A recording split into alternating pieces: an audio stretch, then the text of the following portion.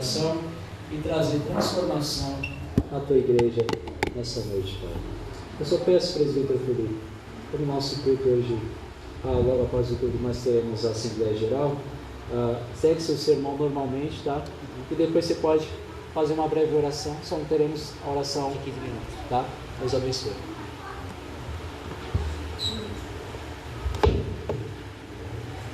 Graça e paz à igreja. Amém. Boa noite. Vamos para o texto bíblico, dando assim a continuidade da exposição do livro do profeta Jonas. Confesso para os irmãos que tem sido uma experiência maravilhosa para mim poder ministrar a palavra do Senhor de uma forma expositivamente todo o livro do profeta Jonas, onde que para mim tem sido uma experiência única, e creio que assim como Deus tem falado comigo, tem sido uma boa experiência para mim, tem sido também para os irmãos uma boa experiência. Porque assim nós aprendemos que não só trechos bíblicos nos trazem conforto, mas todas as Sagradas Escrituras. Porque a palavra de Deus não é uma caixinha de promessa, onde a gente pega lá naquela caixinha de promessa só os versículos bons, né? Só onde que fala das coisas boas, só da promessa, só da prosperidade. Só que quando nós se voltamos para toda a palavra de Deus, nós aprendemos muito mais com ela, e assim aprendemos ainda mais se voltarmos ao Senhor que fez os céus e que fez a terra. Os irmãos encontraram o texto bíblico? Ainda Não. Jonas, capítulo 3. Ajuda ela aí, irmão, porque ela está com o neném no colo, vai ser difícil. Jonas, livro do profeta Jonas, capítulo número 3, para a glória de Deus. Já chegamos na terceira ministração, e depois teremos só mais uma, e assim encerraremos todo o livro do profeta Jonas. Amém? Vou ler. O irmão está procurando ainda. Eita benção. Vamos ler. A palavra do Senhor veio a Jonas pela segunda vez, dizendo: levante-se, vá à grande cidade de Nínive e pregue contra ela a mensagem que eu lhe darei. Jonas se levantou e foi a Nínive, segundo a palavra do Senhor. Ora, Nínive era uma cidade muito importante diante de Deus. Eram necessários 3 dias para percorrê-la. Jonas começou a percorrer a cidade, caminho de 1 dia, e pregava, dizendo: ainda 40 dias e Nínive será destruída. Os ninivitas creram em Deus, proclamaram um jejum e vestiram roupa feito de pano de saco, desde o maior até o menor. Quando esta notícia chegou ao rei de Nínive, ele se levantou do seu trono, tirou os seus trajes reais, cobriu-se de pano de saco e sentou-se sobre as cinzas. E mandou proclamar e divulgar em Nínive o seguinte: por mandato do rei e dos seus nobres, ninguém, nem mesmo os animais, bois e ovelhas, podem comer coisa alguma. Não lhes deem pasto e nem deixe que bebam água. Todos devem ser cobertos de pano de saco, tanto as pessoas como os animais. Então clamarão fortemente a Deus e se converterão, cada um do seu mau caminho e da violência que há nas suas mãos. Quem sabe, talvez Deus se volte e mude de ideia, e então se afaste do furor da sua ira, para que não pereçamos. Deus viu o que fizeram, como se converteram do seu mau caminho, e Deus mudou de ideia quanto o mal que tinha dito que lhes faria e não o fez. Amém? Irmãos, agora no capítulo 3, nós estamos diante do maior avivamento já conhecido. Estamos diante o maior avivamento já realizado em toda a história da humanidade. Sabemos, irmãos, que já ocorreram diversos avivamentos, mas nenhuma na proporção que ocorreu em Nínive. Nenhum avivamento, irmãos, foi tão grande como ocorreu em Nínive. Nem mesmo, irmãos, no primeiro sermão pregado do apóstolo Pedro. Quem lembra do sermão do apóstolo Pedro? Que quando ele termina o seu sermão, 3.000 almas se rendem a Cristo. Nem mesmo o avivamento que aconteceu no livro dos Atos dos Apóstolos foi tão grande em proporção quanto ocorreu na cidade de Nínive. Até mesmo, irmãos, o avivamento que ocorrera na Inglaterra, com John Wesley, Charles Wesley, George Whitefield, onde a Inglaterra foi tomada pelo arrependimento e pela pregação do Evangelho, e ali houve um grande avivamento. Nós, irmãos, como eu já disse aqui, estamos diante do maior avivamento. O maior avivamento que este mundo já viu. Milhares e milhares de pessoas se convertendo a Deus. O texto nos diz que não foi apenas 10 pessoas que se converteram. Não foi 200 pessoas que se converteram. Não foi um vilarejo de Nínive que se converteu. Não, a cidade inteira se converteram diante de Deus. O texto vai nos dizer que do maior ao menor, todos se converteram diante de Deus. Irmãos, o avivamento é uma obra sobrenatural. O avivamento é uma obra sobrenatural. Hoje, irmãos, infelizmente, nós vemos muitas igrejas ridicularizando o termo avivamento. À torto e à direita nós vemos igrejas levantando campanhas, eventos. É segunda-feira do avivamento, é a terça-feira do avivamento, a quarta-feira do avivamento, a quinta-feira do avivamento. E nós vemos que nestes cultos não acontece nada. As pessoas entram de um jeito e saem do mesmo jeito. E se duvidar, saem até pior do que entraram. Porque, irmãos, o avivamento, o genuíno avivamento, não pode ser produzido por homens, não pode ser produzido por pastores, não pode ser produzido por igreja alguma, porque o avivamento, irmãos, é uma obra exclusivamente de Deus.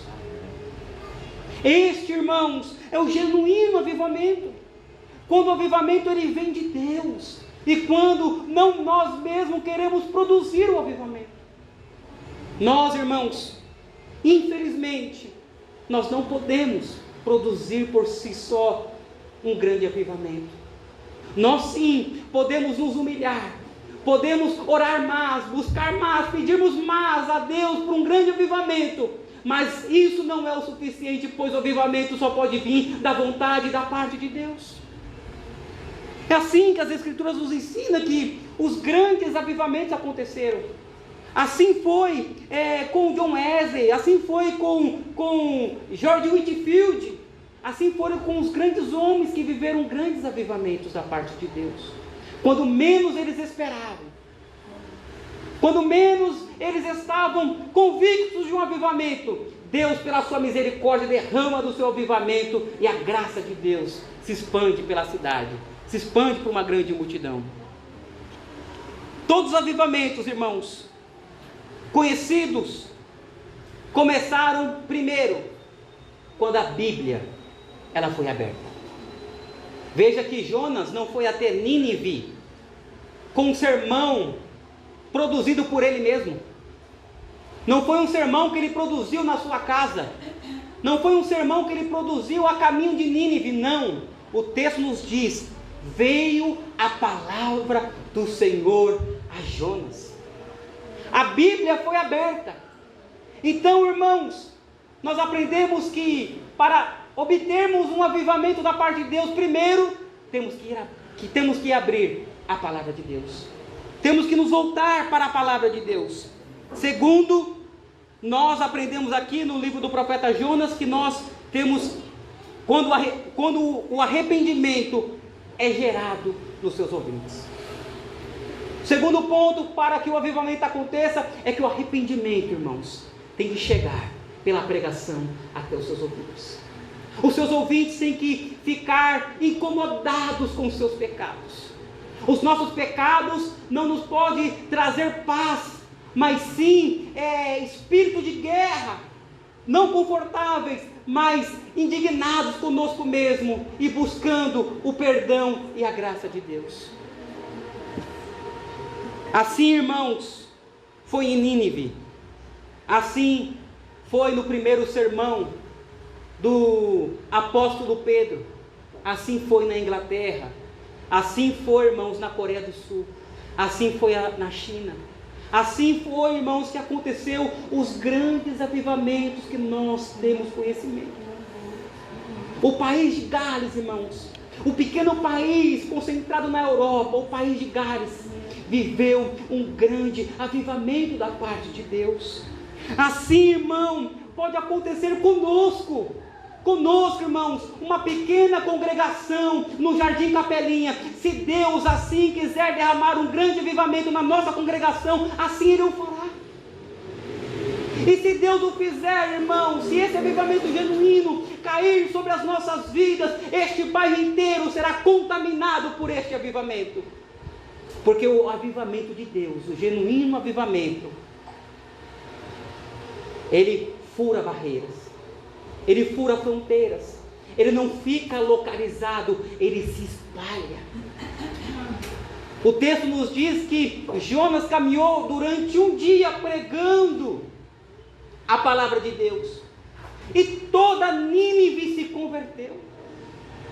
Veja que não foi só onde Jonas pregou, porque o sermão de Jonas, irmãos, começou a se espalhar.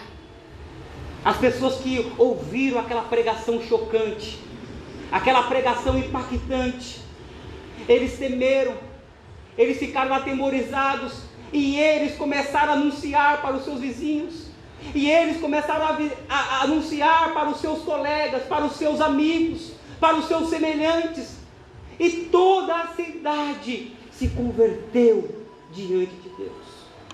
Então nós vemos, irmãos, que quando o avivamento acontece, ele não fica apenas nas quatro paredes, ele não é produzido unicamente aqui na nossa igreja. Se o avivamento de Deus descer sobre nós, ele vai ser derramado sobre todo este bairro do Jardim Capelinha. Ainda que seja conosco, mas se o avivamento de Deus vier para nós, este bairro será impactado pela graça de Deus. Pois grandes avivamentos, irmãos, começaram com poucas pessoas. Começou com Jonas. O avivamento em Nínive começou com Jonas. O avivamento na Inglaterra começou com John Wesley, Charles Wesley, George Whitefield, jovens, mas sedentos pela presença de Deus. O avivamento na Inglaterra é magnífico, porque quando nós estudamos, nós vamos ver que eram jovens que se reuniam num quarto de oração e buscavam a Deus. Um pequeno número de jovens, uns jovens insignificantes, mas quando Deus derramou o seu avivamento sobre aqueles jovens, se espalhou por toda a Inglaterra, o Evangelho foi anunciado e muitas vidas se renderam a Cristo. Nós, irmãos, precisamos buscar deste avivamento. Nós precisamos, irmãos, orar a Deus por este avivamento, pela genuína conversão. Nós, irmãos, urgentemente precisamos buscar o avivamento de Deus. O avivamento, irmãos, não estava no profeta Jonas. Pois quem era Jonas? Um desobediente, um rebelde, um fujão,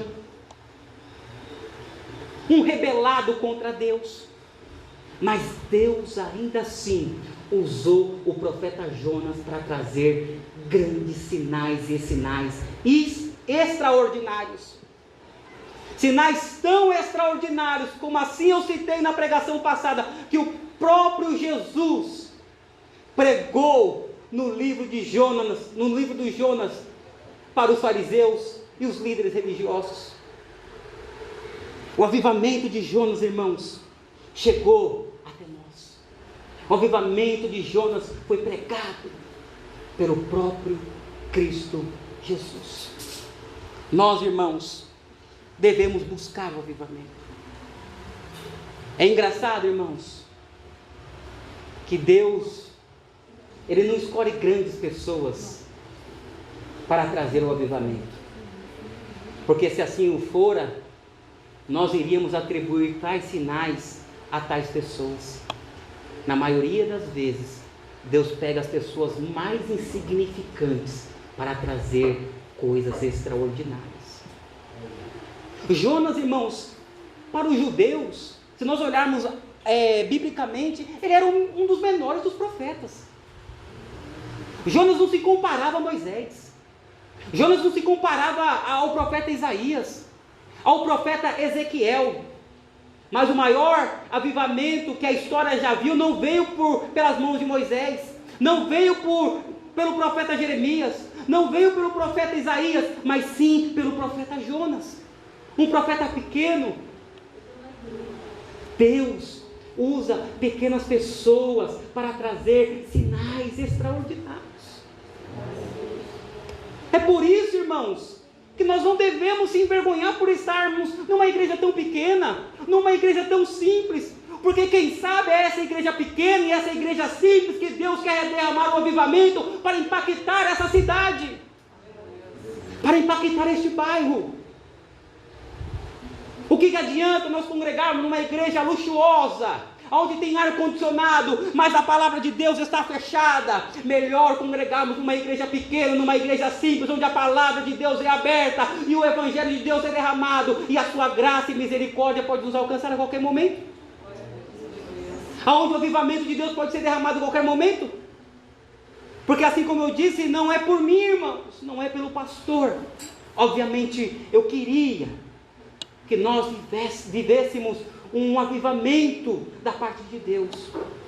Nós somos convertidos, mas o avivamento é ainda muito mais. O avivamento nos leva a uma contrição profunda. O avivamento nos leva a sair das quatro paredes. O avivamento nos leva a anunciar o evangelho com todas as nossas forças e convicções. Eu me recordo, irmãos, que quando eu me converti, eu provei deste avivamento da parte de Deus. Todo mundo aqui já conhece, né? O primeiro amor.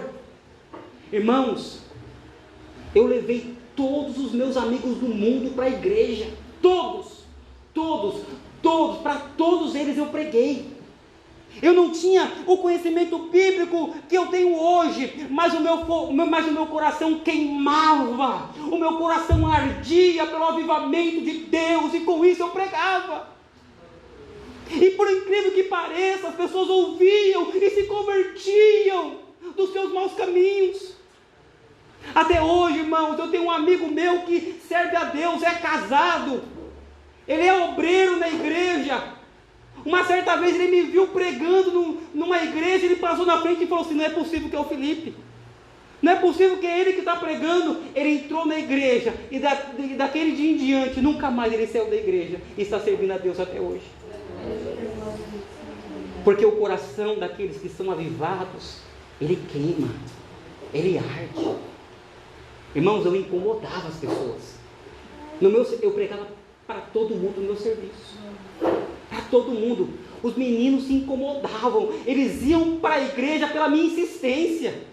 E pela minha insistência eles iam lá. Deus falava com eles. Eles se arrependiam e se convertiam dos seus maus caminhos.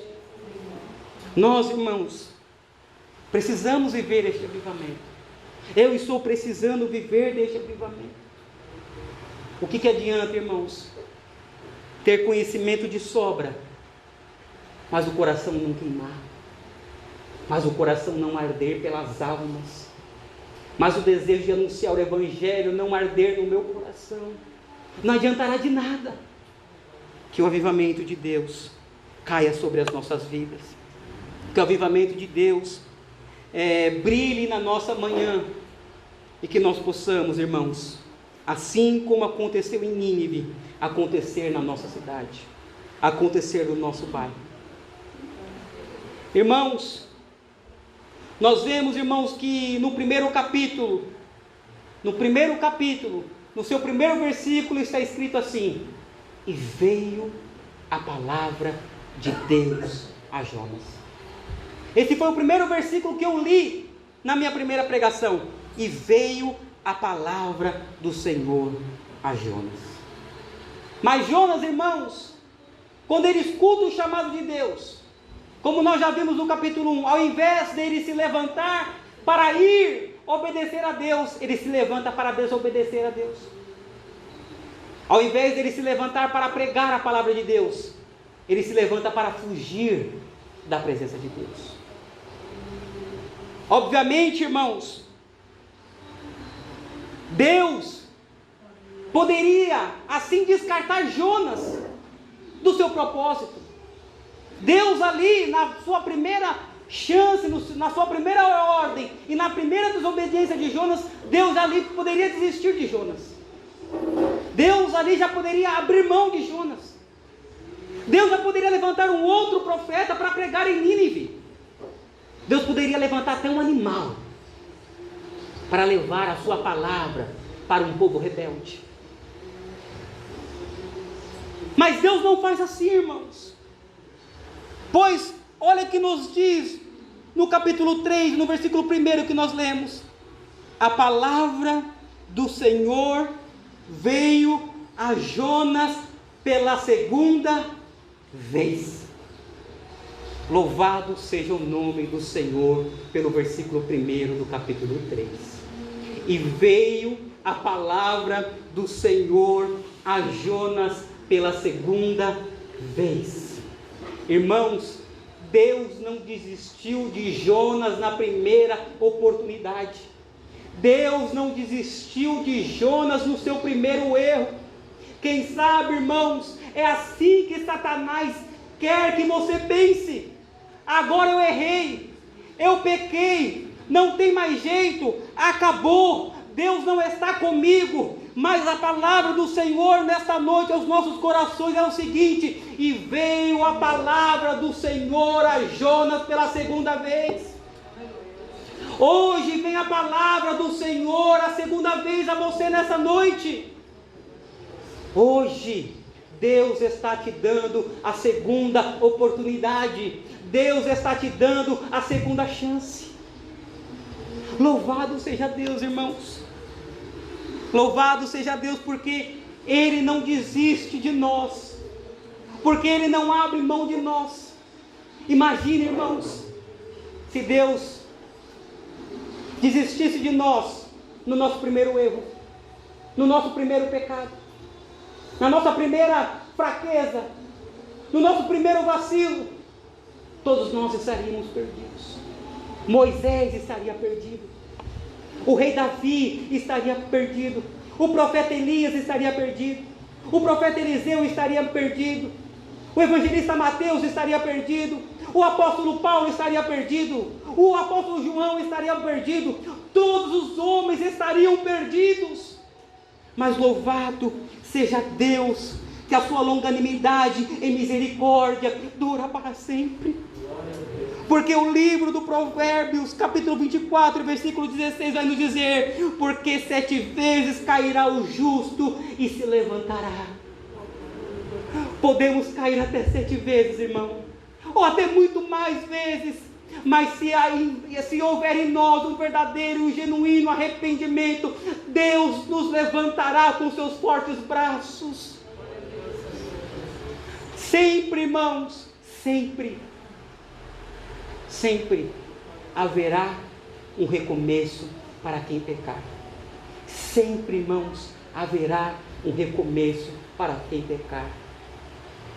Eu concordo com o Dr. Martin Lloyd-Jones, que diz que não tem nenhum pecado que não pode ser perdoado por Deus, a não ser aquele que não é confessado.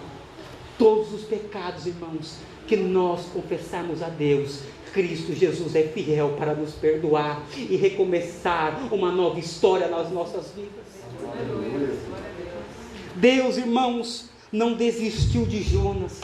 Deus não abriu mão de Jonas, ainda que ele pecou, ainda que ele fugiu, ainda que ele desobedeceu, ainda que ele causou a sua ira. Deus se levantou a Jonas e lhe deu uma segunda chance. Nós servimos um Deus que nos dá uma segunda chance. Deus, ele nos concede uma segunda chance. O livro de Miqueias, no capítulo 7, versículo 8, vai nos dizer: ó inimiga minha, não se alegre a respeito de mim, ainda que eu tenha caído, eu tornarei a me levantar, diz o Senhor.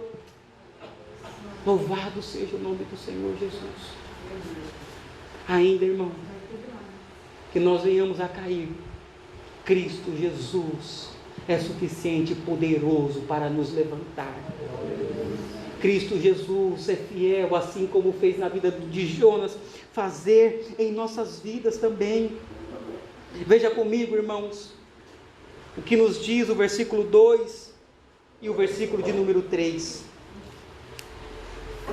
Levante-se, vá à grande cidade de Nínive e pregue contra ela a mensagem que eu lhe darei.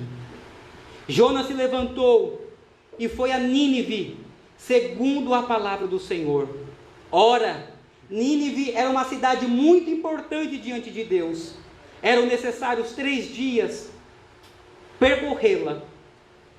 Irmãos, Jonas se recusou a obedecer a Deus na primeira ordem.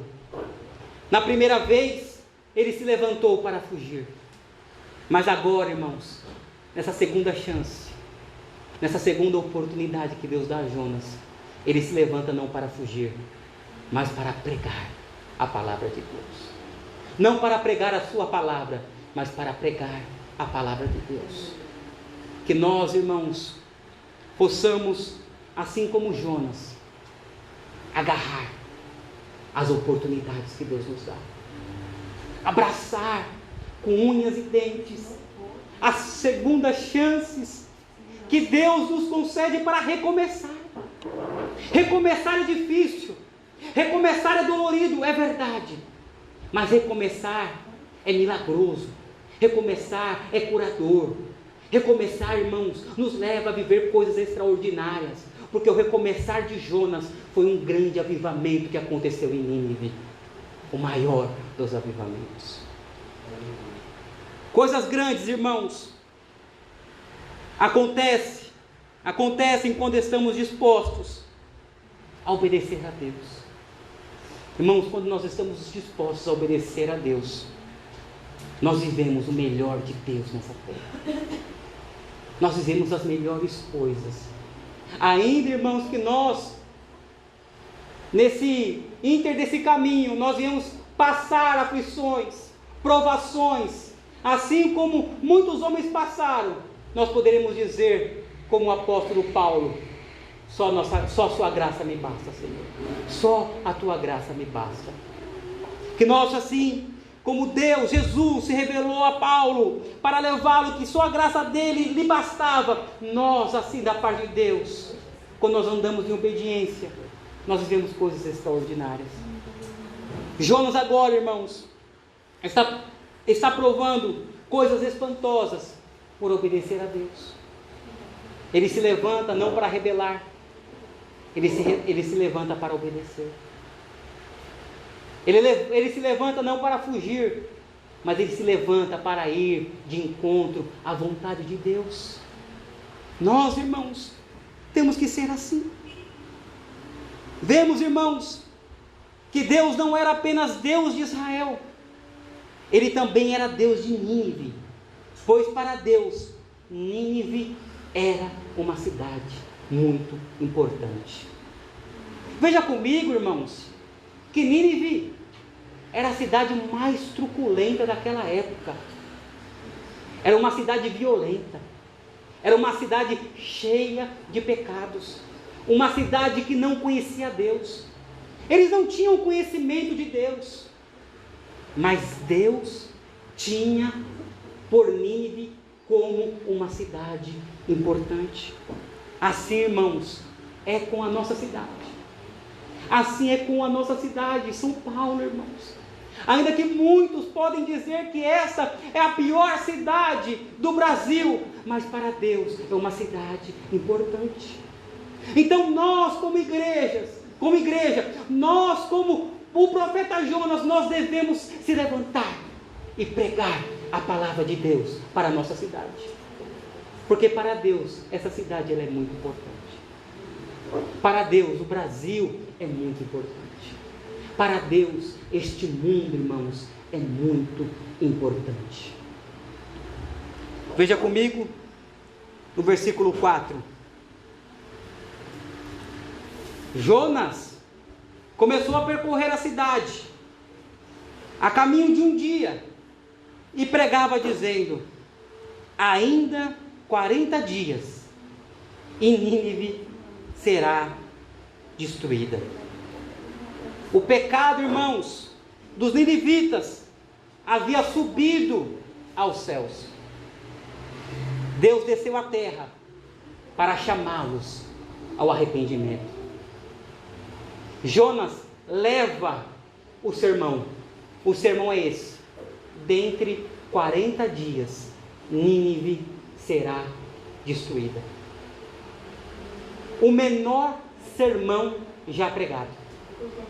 O sermão de Jonas tinha 6 palavras. O menor sermão já pregado, mas o maior resultado já alcançado. Porque o poder, irmãos, não estava no sermão de Jonas. O poder para converter os pecadores não está no meu sermão. Não está no sermão do pastor. Não está no sermão do presbítero Roberto. Não está no sermão do Gabriel, do Vitor. Não. O poder da conversão está em Deus. Está em Deus. Mas o meio que Deus usa para converter as pessoas é a pregação da palavra dele. Mas o poder está em Deus. Não foi o método que Jonas usou. Não foi as palavras. Não foi a oratória. Não foi o esboço do sermão de Jonas. Mas foi Deus que converteu os ninivitas. Assim, irmãos, Deus, Ele faz os nossos dias. Ainda que muitos possam dizer: que sermão pequeno, que sermão simples. Mas é Deus que trabalha por intermédio do sermão e pode trazer coisas extraordinárias. Um pequeno sermão e o maior resultado já alcançado. Imagine comigo, irmãos, 6 palavrinhas converteu uma cidade inteira. Quem sabe eu poderia pregar apenas essas 6 palavrinhas. Mas será que eu obteria o mesmo resultado que aconteceu em Nínive? Obviamente não. Eu creio que a maioria dos irmãos conhecem o sermão de Jonathan Edwards: pecadores na mão de um Deus irado. Quando Jonathan Edwards pregou esse sermão, a igreja inteira foi impactada por um grande temor de Deus. Esse sermão é um sermão mais conhecido depois dos sermões pregados nas Escrituras. É o sermão de Jonathan Edwards. Teve um pastor, Josemar Bessa, ele traduziu todo este sermão de Jonathan Edwards e ele pregou na sua igreja. Sabe o que aconteceu? Nada. Não aconteceu nada. Porque O avivamento não aconteceu por causa do sermão de Jonathan Edwards. O avivamento aconteceu por causa de Deus. Quando Deus quer derramar do seu avivamento, quando Deus quer converter, Ele assim o faz. Se até Jonathan Edwards voltasse a pregar este mesmo sermão, obviamente, os seus resultados não seriam os mesmos, porque é Deus que faz. E é por isso, irmãos, é por isso, Roberto, é por isso, pastor Rogério, jovem, mulher que deseja pregar, se volte às Sagradas Escrituras, aumente ainda mais esse desejo por pregar, porque o resultado não virá de você, o resultado não virá da sua pregação, o resultado virá de Deus. Mas pode ser por intermédio da sua pregação, mas ainda assim o resultado será de Deus, para que ninguém se glorie. Quem sabe pode ser o Gabriel, que começou a pregar agora, que no seu sermão Deus pode trazer coisas extraordinárias que ainda não aconteceu no nosso meio, porque Deus, Ele faz como Ele quer, na hora que Ele quer, Ele usa quem quer e capacita quem Ele quer. Foi assim com Jonas, pode ser assim com você. Não tema ao chamado de Deus, não tema ao ide do Senhor, não tema com o que você tem a dizer ou ter o que falar. Apenas vá, obedeça a voz de Deus, pregue a palavra de Deus, porque quem sabe seja a sua pregação que o seu familiar precisa de ouvir. Quem sabe seja a sua pregação que os seus vizinhos precisam ouvir. Não é o sermão dos melhores pregadores que temos no Brasil. Não é o sermão dos melhores pregadores que nós temos no mundo, mas o seu sermão que Deus quer usar para converter vidas. Foi assim com Jonas, irmãos. Um sermão pequeno, com grandes resultados. Deus, irmãos, Ele não usou nenhum método místico ou inusitado. Não foi nenhum método místico. Deus não foi inusitado. O método de Deus para alcançar os perdidos foi a pregação. Vai e pregue. Vai, levante-se e anuncie a minha palavra a Nínive. Perceba, irmãos, que o sermão de Jonas ele era duríssimo, mas ainda assim carregava a graça de Deus, pois a punição no sermão de Jonas não era imediata, não era hoje Deus vai destruir a cidade inteira, não é hoje Deus vai destruir Nínive, não, é dentre 40 dias Nínive será destruída. Nesse sermão duríssimo nós contemplamos a graça de Deus, nós contemplamos a misericórdia de Deus, porque a destruição de Jonas, a destruição de Nínive não seria imediata, mas seria dentre 40 dias. Esses 40 dias eram os 40 dias da oportunidade a Nínive. Era a segunda chance, assim como Deus deu a Jonas, assim Deus estava dando a Nínive. É dentre 40 dias e Nínive será destruída.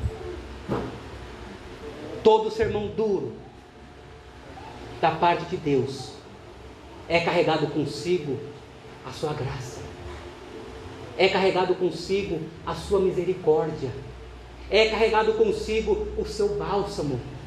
O sermão duro não é apenas para nos ferir, o sermão duro é para nos incomodar e nos levar a refletir e se arrepender dos nossos pecados. Assim, continha essas características no sermão de Jonas. Vamos agora, irmãos, analisar os resultados que a pregação de Jonas trouxe em Nínive. Vamos ler 4 versículos, o versículo 6, os versículos 5, 6, 7 e o 8. Os ninivitas creram em Deus, proclamaram um jejum e vestiram roupa feita de pano de saco, desde o maior até o menor. Quando essa notícia chegou ao rei de Nínive, ele se levantou do seu trono, tirou os trajes reais, cobriu-se de pano de saco e sentou-se sobre as cinzas. E mandou proclamar e divulgar em Nínive o seguinte: por mandato do rei e dos seus nobres, ninguém, nem mesmo os animais, bois e ovelhas, podem comer coisa alguma. Não lhes dei pasto, nem deixe que bebam água. Todos devem ser cobertos de pano de saco, tanto as pessoas como os animais. Então clamarão fortemente a Deus e se converterão, cada um do seu mau caminho e da violência que há nas suas mãos. Apesar, irmãos, de muitos admirarem o milagre do grande peixe, apesar de muitos se espantarem com o milagre do grande peixe que engoliu Jonas, e depois de 3 dias e 3 noites, o grande peixe vomita Jonas e Jonas sai com vida, ainda que as pessoas se admirem com este milagre, o maior milagre registrado no livro de Jonas não é este do grande peixe. O maior milagre registrado no livro de Jonas é este que nós acabamos de ler, aonde uma cidade inteira se converteram dos seus maus caminhos. É assustador, irmãos. É espantoso essa conversão. Irmãos, se nós formos racionais, nós não acreditaremos, nós não conseguimos acreditar numa conversão tão espantosa. Porque não foram poucos, não foram alguns, não foram muitos, foram todos. Todos de Nínive se converteram diante a pregação do profeta Jonas. É o milagre maior registrado no livro deste profeta. Este milagre é assustador. Este milagre, irmãos, é espantoso. Irmãos, nós sabemos que é impossível o homem por si só se converter dos seus próprios pecados. As Sagradas Escrituras é clara, é unânime, ela nos ensina, ela nos mostra que é impossível para o homem se converter por si só dos seus próprios pecados. O próprio Spurgeon dizia: é mais fácil atravessarmos o oceano dentro de um barquinho de papel do que um pecador se converter a Deus. O que Spurgeon queria dizer? O que as Escrituras quer dizer? Que quando o homem não consegue por si só se converter dos seus maus caminhos, é que o homem não pode, mas aquilo que o homem não pode, Deus pode. Aquilo que é impossível para o homem é possível para Deus. Essa obra em Nínive não era uma obra humana. Essa obra em Nínive não era levantada pelo profeta Jonas. Essa obra em Nínive era executada pelo próprio Deus que fez os céus e que fez a terra. E é Ele, irmão, que tem poder para nos converter. É Ele que tem poder para converter o mais vil pecador. É por isso, irmãos, que eu tenho uma visão otimista para o futuro. Crendo que o Evangelho será pregado, crendo que o Evangelho será anunciado. Se eu olhar na minha ótica, se eu olhar na minha realidade, se eu olhar na sociedade, eu não vou acreditar que o Evangelho vai se expandir. Mas se eu olhar para as Escrituras, se eu olhar para o poder de Deus, se eu crer que Cristo Jesus ressuscitou dentre os mortos e hoje está reinando e reinará para todo sempre, Deus é fiel e poderoso para converter pecadores dos seus pecados. Deus pode fazer em São Paulo o que fez em Nínive. Deus pode fazer no Brasil o que fez em Nínive. Deus pode fazer na Europa o que fez em Nínive. Deus pode fazer na Ásia o que fez em Nínive, porque não está nas mãos da igreja, não está nas nossas mãos, está nas mãos de Deus. E Deus pode fazer. Pode fazer. Vemos aqui, irmãos, nesses versículos que nós acabamos de ler, que Nínive provou os verdadeiros sinais do arrependimento. Qual foi o primeiro sinal, irmãos? O texto vai nos dizer: eles creram em Deus. Esse é o primeiro sinal da conversão, é crer em Deus. Não tem como, irmãos, sermos salvos se nós não cremos em Deus. Uma cidade pagã, uma cidade que não conhecia Deus, uma sociedade que não sabia discernir entre a mão direita e a mão esquerda, creram em Deus. O próprio Jesus usou o exemplo de Nínive nos seus dias. Vocês estão ouvindo o maior do que o profeta Jonas, que era ele mesmo. Jesus é maior que o profeta Jonas, mas não se converteram. Vocês religiosos não se convertem com a minha pregação. Mas Nínive, uma cidade pagã, uma cidade que nem conhecia Deus, se converteram diante a pregação do profeta Jonas. E esta mesma cidade se levantará no dia do juízo final e julgarão vocês, porque eles se converteram. Então, o segundo sinal é que eles reconheceram o quanto eram pecadores e se entristeceram dos seus pecados. Veja, irmãos, que a cidade inteira se despiram de suas vestes e se cobriram de pano de saco. O pano de saco, irmão, era um sinal de humilhação. A cidade inteira, o rei, se despiu das suas vestes reais. Ele tirou a sua coroa e também se vestiu de pano de saco, cobriu a sua cabeça com terra e se humilhou diante da presença de Deus, reconhecendo que nada era e que nada podia. Eles se humilharam, eles reconheceram o quanto eram pecadores, eles se entristeceram com seus pecados. Terceiro, irmãos, os versículos que nós lemos vai nos dizer que eles clamaram a Deus. Eles clamaram a Deus, irmãos. Eles creram em Deus, se humilharam e clamaram a Deus, porque eles sabiam que aquele que tinha decretado o juízo era o único que poderia aliviá-los com a sua soberana misericórdia. Quarto e último, o texto vai nos dizer, na última parte, irmão, do versículo que nós lemos, que eles se converteram, cada um dos seus maus caminhos. A sua conversão, a verdadeira conversão, irmãos, ela não ocorre só de boca. Não basta apenas dizer: eu estou convertido. Não basta dizermos: agora eu sou um novo homem. A nossa conversão, irmãos, assim como na cidade de Nínive, ela tem que ser carregada por sinais da verdadeira conversão. Se Nínive cometia atrocidades, agora que eles se converteram, não cometeriam mais. Se Nínive era violenta, agora já não é mais.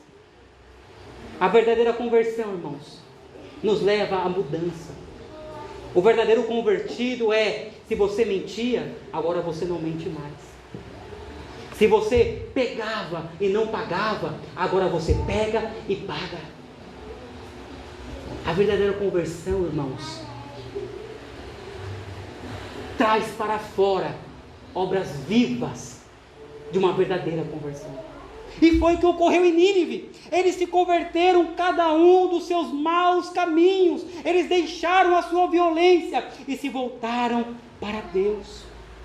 Assim, irmãos, como em Nínive, nós também temos que nos entristecermos dos nossos pecados. Nós temos que chorar quando pecamos.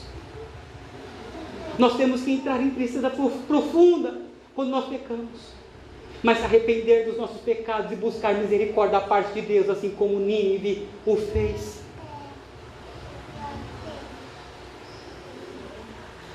Essa verdadeira conversão que ocorreu em Nínive, irmãos, acendeu uma esperança em seus corações. Veja comigo no versículo 9.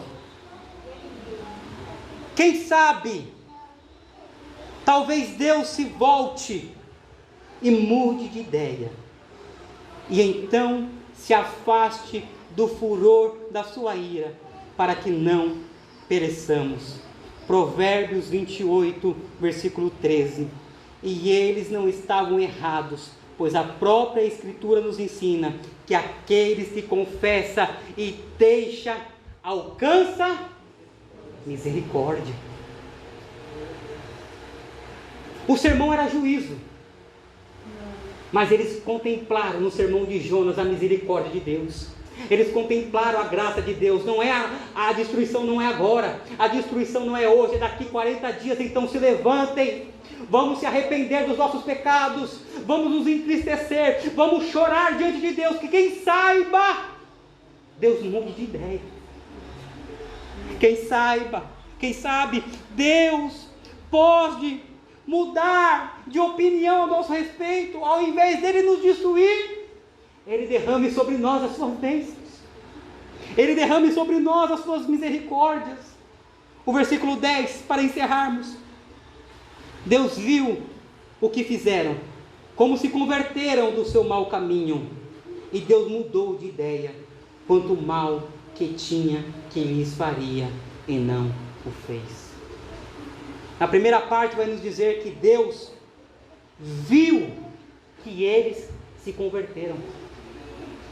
No capítulo de número 1, Deus viu que Nínive estava pecando. Agora no versículo 10, Deus também viu que eles se converteram. Deus, Ele não só vê os nossos pecados, Deus, Ele também vê quando nós se convertemos. Quando nós se convertemos. Deus também vê quando nós mudamos de conduta, de ética, de moral, e se voltamos a Deus. Veja, irmãos, é difícil dizer que Deus mudou de ideia, né? Algumas traduções vão dizer que Deus se arrependeu. Deus se arrependeu do mal que iria fazer. Deus se arrepende? Obviamente que não. Porque o versículo 9 e o versículo 10 vai nos trazer que Deus mudou de ideia. É porque quando nós estudamos as Escrituras, nós vemos que Deus, que a Bíblia, ela atribui sentimentos humanos a Deus, para que nós possamos entendê-lo na sua eternidade. Não foi, irmãos, Deus que mudou de ideia. Não foi Deus que se arrependeu. Foi Nínive que se arrependeu. Foi Nínive que mudou. Não foi Deus que mudou, foi Nínive que mudou. E as Escrituras, irmãos, ela é muito clara. Quando nós estamos em desobediência, nós recebemos o que da parte de Deus? Juízo, punição, repreensão. Mas quando estamos em obediência, que nós recebemos da parte de Deus? Graça, misericórdia, paz. Todas as Escrituras de Gênesis e Apocalipse vai nos ensinar. Todos os rebeldes, juízo, ira. Os justos, graça, paz, misericórdia. Não foi Deus que mudou, foi Nínive que mudou. Não foi Deus que se arrependeu, foi Nínive que se arrependeu. E por Nínive se arrepender dos seus maus caminhos, dos seus pecados, agora eles não vão mais receber juízo da parte de Deus, porque Deus, Ele é imutável, Ele é justo. E por Ele ser justo, quando a pessoa é justa, Deus derrama misericórdia e graça. Mas quando é ímpio, Deus derrama justiça e ira. Mas como Nínive se converteu, agora Deus tinha por direito derramar a sua graça e a sua misericórdia. Que nós, irmãos, possamos se arrepender dos nossos pecados, se converter dos nossos maus caminhos, fazer assim como Nínive fez. Pois Nínive, irmãos, estava numa desvantagem muito maior do que a nossa. porque eles não conheciam a Deus. Eles não tinham igreja. Eles não tinham ninguém para pregar um sermão todo domingo. A chance de Nínive se converter era pequena demais. Foi um sermão e um sermão de 6 palavras. Mas Deus ainda assim converteu a cidade toda. Então, irmãos, que nós, assim como Nínive, possamos nos humilhar diante de Deus. Assim como o rei se despiu das suas vestes reais, possamos também nos despir do nosso orgulho, do nosso ego, da nossa soberba, dos nossos pecados, e se quebrantar diante de Deus que fez os céus, que fez a terra. Incline a sua cabeça, vamos orar. Senhor Jesus, graças nós te damos e te entregamos, ó Deus. Diante do Senhor, nós se humilhamos, se prostramos, ó Deus, diante da tua presença. Assim como os ninivitas, Senhor, quando receberam o sermão da parte de Jonas, se entristeceram, assim nós, Senhor, queremos se entristecer dos nossos pecados. Nós, Senhor, te pedimos no nome bendito de Jesus, leva-nos um arrependimento conjunto nesta noite. Leva-nos, Senhor, a chorar sobre os nossos pecados, sobre os nossos maus caminhos, e tomar a mesma atitude que Nínive e se converter de todos eles. Senhor, converta-nos dos nossos maus caminhos, Senhor, e que ao invés de nós recebermos juízo, ira, possamos, por intermédio da conversão produzida pelo Teu Santo Espírito, Senhor, receber graça, receber misericórdia, receber longanimidade, receber paz, receber alegria, receber cura, receber restauração, receber vida, receber ressurreição. Que nós, Senhor, possamos viver o Teu melhor, no nome bendito de Jesus. Amém.